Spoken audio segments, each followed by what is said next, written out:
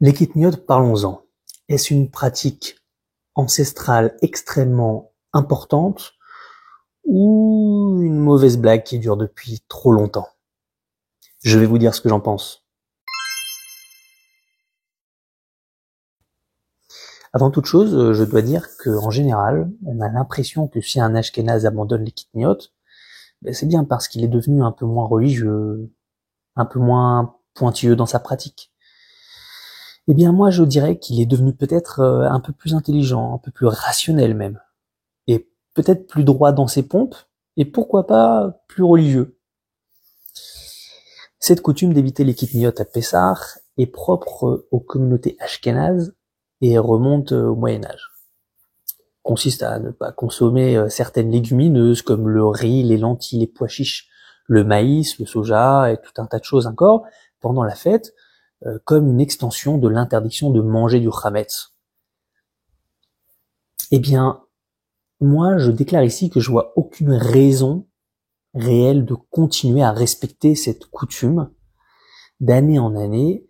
Et voilà, ce sujet me met vraiment en colère pour plusieurs raisons. Premièrement, parce que voilà, il n'y a pas la moindre justification, pas l'ombre d'un raisonnement derrière. Il n'y a pas vraiment de logique forte et construite.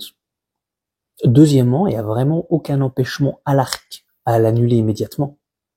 Et troisièmement, et c'est peut-être ça le plus grave, c'est que ça fait du tort à l'halakha parce que ça la fait paraître comme un anachronisme stupide.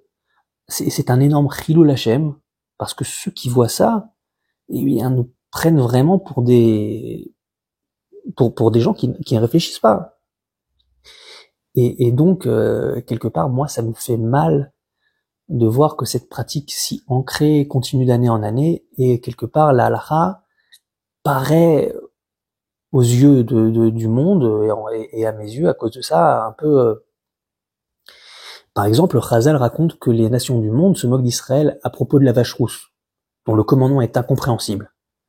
Là-bas, ça me dérange pas, parce que je sais qu'il y a un sens derrière, même si je le comprends pas. C'est Dieu qui a ordonné cela, et de la même manière que je ne comprends pas pourquoi tel médicament a été prescrit par le médecin, mais je fais confiance au médecin qui me l'a prescrit, et j'accepte, et je sais que ça va marcher. Mais c'est pas le cas des kitniyot. C'est un minag étrange, gênant, qui remonte probablement à l'Europe ashkénaze, et son origine exacte, elle est pas vraiment connue. Beaucoup qui ont tenté d'expliquer son origine, sans grand succès, et d'ailleurs, sachez-le, en général, plus on trouve de raisons et de coutumes, et plus ça prouve qu'il n'y a pas vraiment de vraie base. La version classique raconte que les grains de blé se seraient mélangés parfois à des sacs de légumineuses, et donc les juifs pieux ont préféré s'en abstenir. Mais même ça convainc pas ni historiquement ni halakhiquement. Analysons ça simplement. À Pessah, il y a un interdit clair, celui du chametz, point. Les kitniyot, c'est pas du chametz. Donc, l'interdiction ne peut venir que de deux possibilités.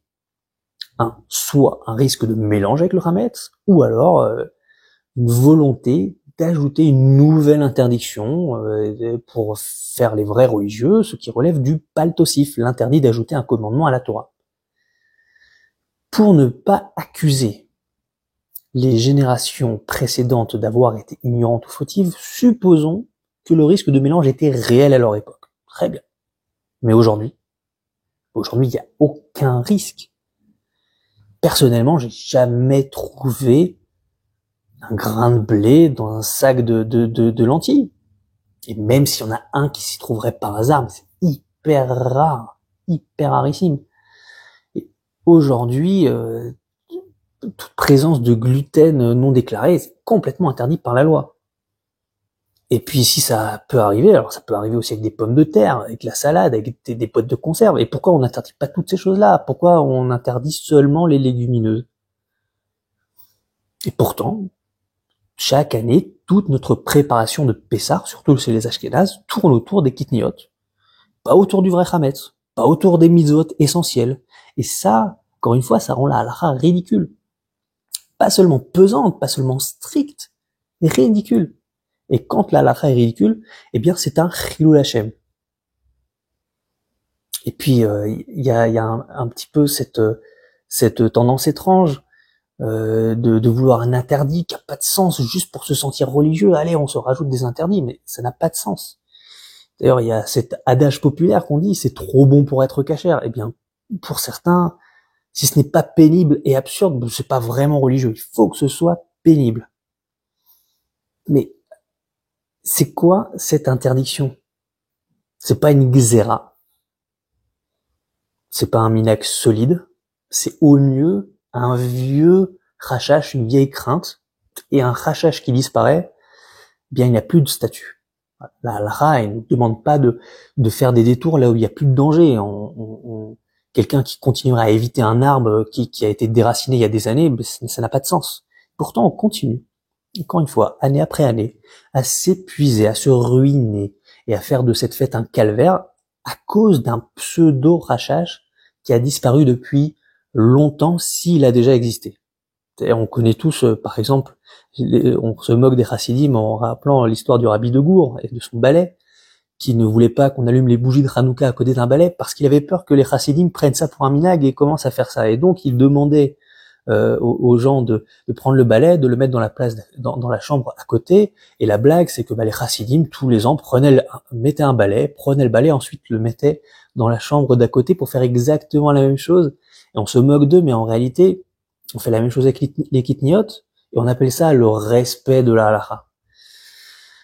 Alors, j'ai envie de vous dire, ce Pessah, essayons de sortir de l'esclavage et allons enfin vers la liberté et faisons la Torah une joie et pas un calvaire et quelque chose de réfléchi, de rationnel, sans pour autant nous dire que si on fait moins parce qu'on réfléchit, eh bien on est moins religieux, on est moins tzaddik, on est moins proche de Dieu.